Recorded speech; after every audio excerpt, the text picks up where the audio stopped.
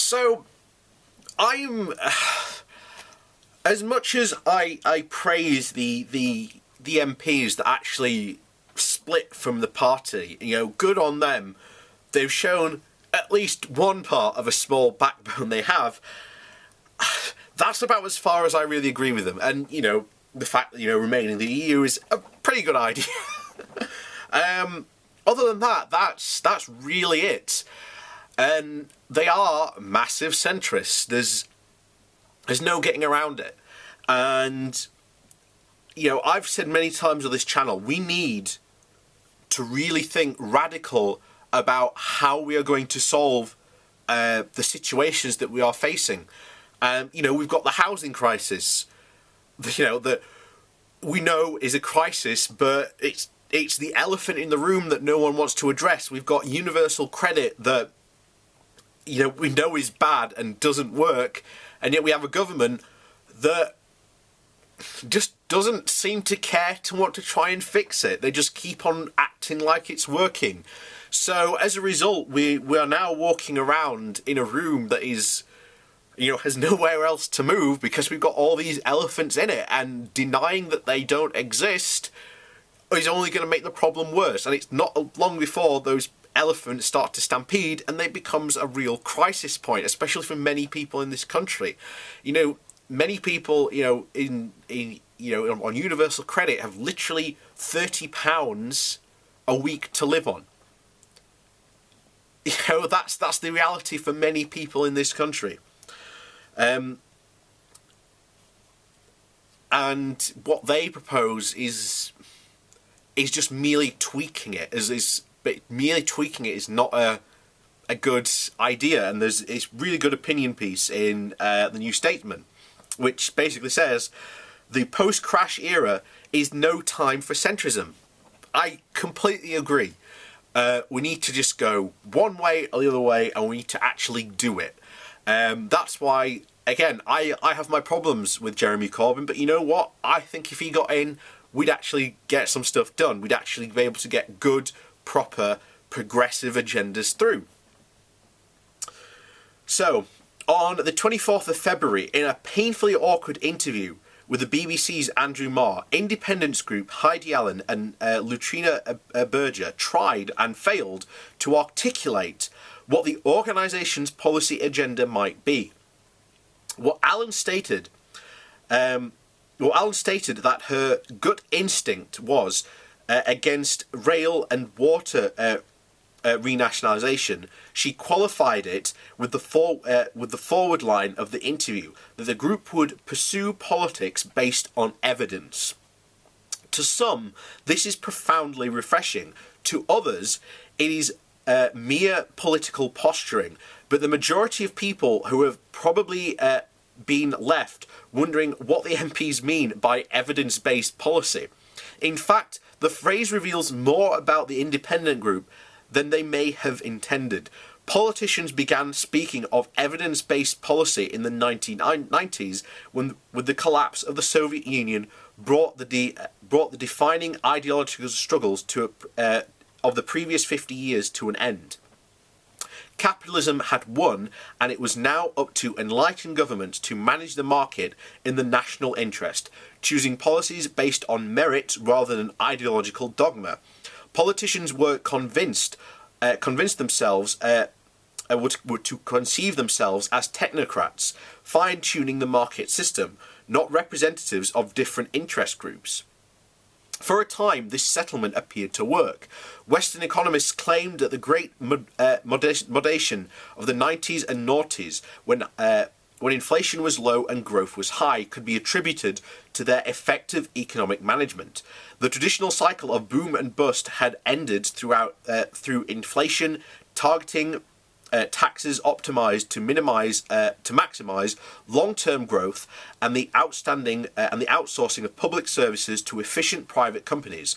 Wealth may have been accumulating at the top, but it would eventually trickle down to the masses, while rising equality could be addressed through redistribution. This confidence, of course, was quickly shown to be nothing more than hubris. The stability of the Great Modernization was based on the creation of unprecedented amounts of debt. Meanwhile, equality rose, wages were decoupled from the productivity and the share of national income accruing to workers rather than owners fell dramatically. The political stability of the preceding period was based on the echelon of these traditions. The middle earners didn't notice that their wages weren't rising as fast as before because the value of their houses and pensions were booming. Low earners gained unprecedented access to cheap credit, which allowed many to live far beyond their means. As soon as the bubble burst, the inherent economic and political instability of a system that sucks up wealth to the very top was revealed.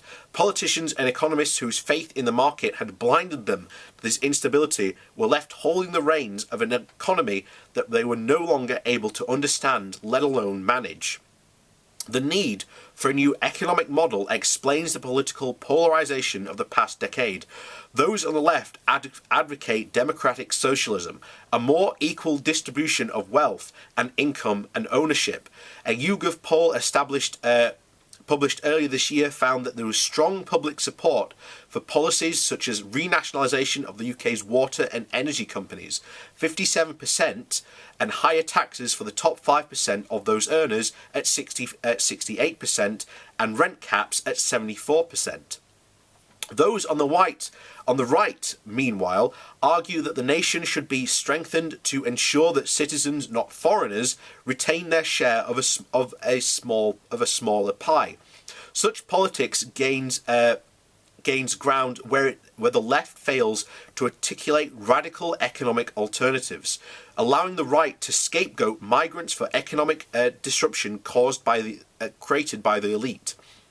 Those in the centre have no explanations for the current economic malaise and even fewer answers, which explains the independence group inability to assemble a coherent policy platform.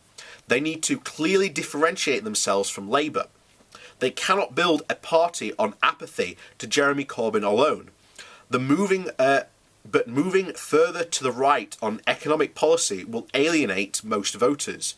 This dilemma, rather than first past the post or a personal disagreement, is why the independent group will not remain an enduring feature of the British political landscape. An economic policy, it is Labour that truly occupies the middle ground. Those who see themselves as centrists have nowhere else to go. And that's true.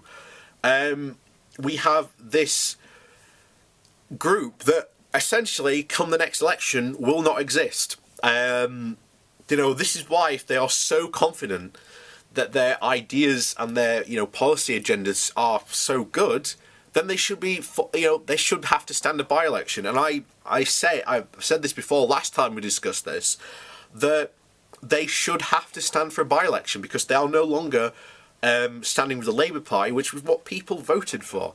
And you'll be surprised to not hear a single peep from many Brexiteers who you think would be the largest cause for these, but, there you go. But then again, you've also got Nigel Farage, who also left UKIP, but is still a member of the European Parliament.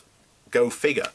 But there you go. That's just current politics. And as I said at the beginning of this video, we need to really start thinking big, radical ideas that are really going to have proper and good effects.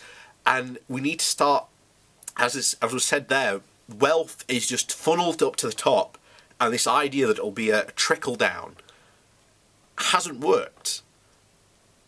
We need to start taking that wealth and taxing it and then bringing it back down and then pushing it from the bottom up again, so that this wealth affects those in the working class, and then thereby this allows not all, because let's face it, not all people end up in their lives end up going moving to the middle class. People do it, but many people don't. But you know what?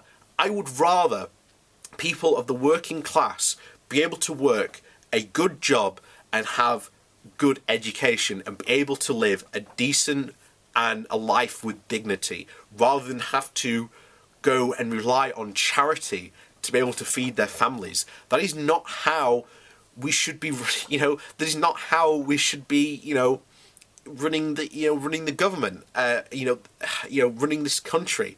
We should be focusing on, lifting people up and, making sure that everyone has a fair and equal opportunity at life. Not just those at the top that can, afford to pay for it. But there you go.